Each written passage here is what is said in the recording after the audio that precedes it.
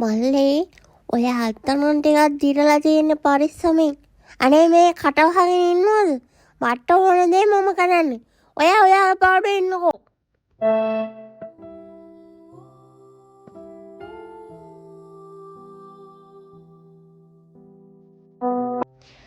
මල්ලේ තාම මාත් එක්ක තරහද? මොකද ඔයා අයියත් එක්ක තරහ වෙලා? මම වැඩක පස්සේ කතා කරන්න. මල්ලි පරිස්සමෙන් මේ ඔය එන්න එපා මට කියලා දෙන්න හරිද? මට ඕන විදිහට තමයි මම ඉන්නේ. කරුණා කරලා ඔයා මෙතනින් ගියොත් හොඳයි. එයි වටේ.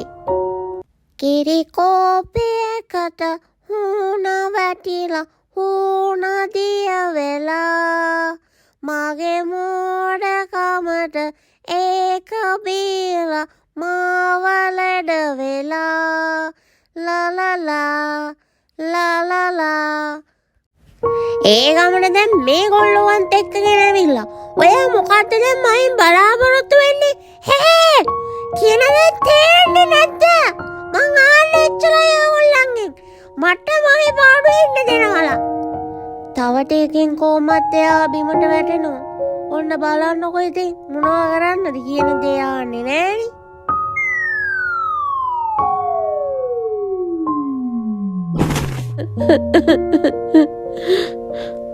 හරිනේ ඉතින් දැන් ඕකනේ කර ගන්න ඕනුනේ. වැටුණා නේද යාව?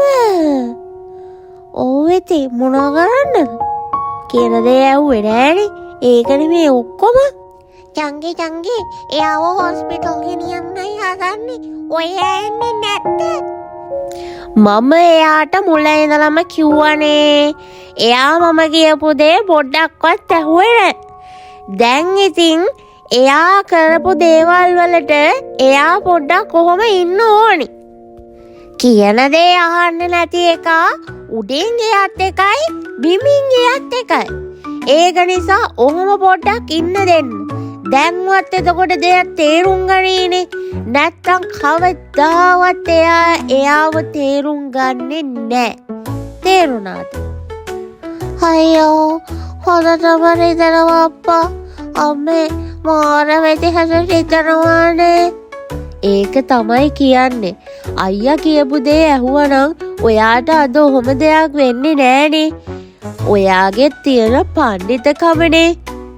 බලන්න දැන් කරගත්ත දේ මීට පස්සෙවත් ඔයා දැනගන්න ඕනේ වැඩිහිටියෝ කියන දේ පොඩ්ඩක් අහන්න.